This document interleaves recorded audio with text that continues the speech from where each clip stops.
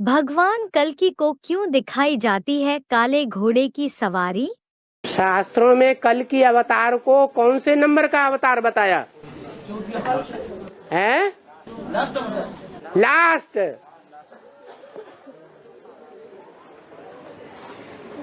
तो भारत के लोगों को पता है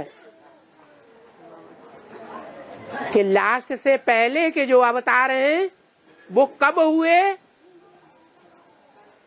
और कौन निमित्त बने, मालूम है?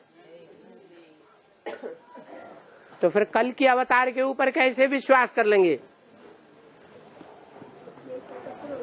कल के अवतार में तो बताया है कि कल की भगवान काले घोड़े पर सवार है। उनकी बुद्धि में क्या है? कोई काला घोड़े पर सवार होकर के तलवार हाथ में लेकर आएगा, क्या ये अर्थ है? काला घोड़ा कौन है? अरे शास्त्रों में तो बता दिया, इंद्रियाणे हयान्याहु, इंद्रियों को है माने घोड़ा समझ। इंद्रियां क्या है? घोड़ा। कितनी इंद्रियां हैं? 10 इंद्रियां। 11वीं इंद्रिय नहीं है, वो तो मुख्य इंद्रिय है। तो काला घोड़ा कौन है?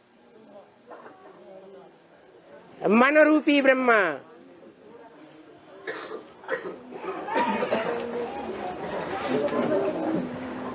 वो लगाम में है,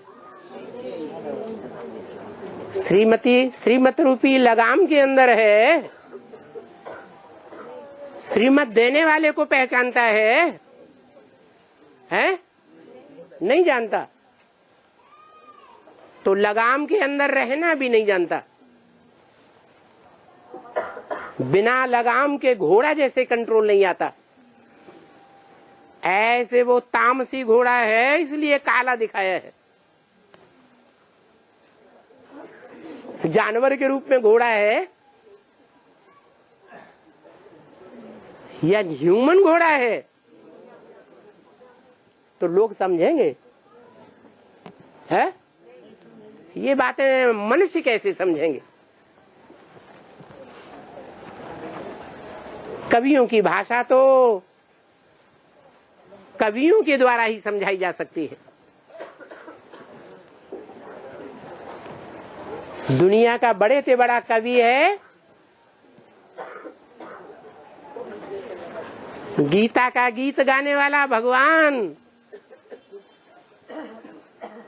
वो आकर के सब शास्त्रों का सार बता देता है।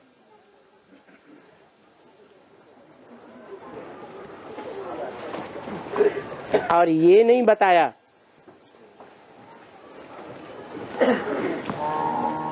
कि वर्ष निश्चित कर दिया सन 18, आगे पीछे भी हो सकता है या नहीं हो सकता है?